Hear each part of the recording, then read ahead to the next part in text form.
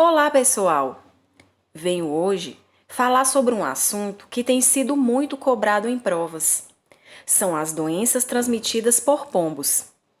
Por ter nomes difíceis, geralmente o aluno ele não se atém a essas doenças e acaba perdendo questões devido a isso. Por isso, se liguem nas dicas que eu irei dar no vídeo de hoje. Se vocês gostarem, não esqueçam, inscreva-se no meu canal, dê um joinha e ativem o sininho para receberem as notificações de todos os vídeos novos que eu estou fazendo. A primeira delas é a criptococose. Ela é causada por um fungo do gênero Cryptococcus. Este fungo está presente em árvores como o eucalipto e também em excreta de aves como os pombos. Por ser causada por um fungo, podemos dizer que a criptococose é um tipo de micose e, por sinal, uma micose muito grave. Vamos ver como essa doença é transmitida. Vejam, a transmissão ocorre quando a pessoa inala partículas contendo este fungo. E essas partículas podem estar presentes, por exemplo, nas fezes secas do pombo. Quando o indivíduo, então, inala essas partículas, o fungo atinge os alvéolos pulmonares, causando uma infecção pulmonar. Em casos mais graves, este fungo pode chegar a atingir o sistema nervoso central, causando meningite, que seria a inflamação das meninges, as membranas que envolvem o sistema nervoso central. Então, prestem atenção nesse ciclo, porque se ele for cobrado em provas, vocês já saberão de qual doença se trata. Uma outra doença que também pode ser transmitida por pombos é a histoplasmose, também conhecida como doença das cavernas ou ainda chamada de doença de Darling. Ela é chamada de doença de Darling devido à pessoa que descobriu essa doença, ao nome da pessoa que descobriu essa doença. Já o nome doença das cavernas se refere ao fato de alguns transmissores habitarem as cavernas, como nós veremos agora. A histoplasmose, também conhecida como doença das cavernas ou doença de Darling, ela é causada por um fungo chamado de Histoplasma capsulatum. Esse nome que vocês estão vendo aí. E a forma de transmissão é através da inalação de esporos desses fungos. Esses esporos vão atingir os pulmões, vão causar uma inflamação pulmonar e também podem afetar o sistema retículo endotelial. É um conjunto de células que desempenha várias funções, dependendo do local onde elas se encontram. Uma das funções é como o sistema de defesa do nosso corpo, fagocitando, por exemplo, micro-organismos, bactérias, por exemplo. Então, eu coloquei para vocês um ciclo que representa essa doença da histoplasmose.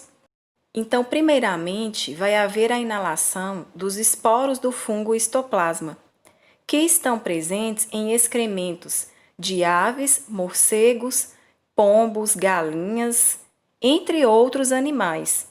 Animais que comumente vivem em grutas, cavernas, galinheiros, pombais, poleiros, entre outros. Por que que esses fungos são encontrados nesses ambientes? Porque eles são saprófitas. Eles alimentam da matéria orgânica presente na excreta desses animais. Podemos dizer, então, que eles podem ser encontrados em solos ácidos e úmidos, ricos em compostos nitrogenados, justamente que é um solo onde tem a presença desses excrementos.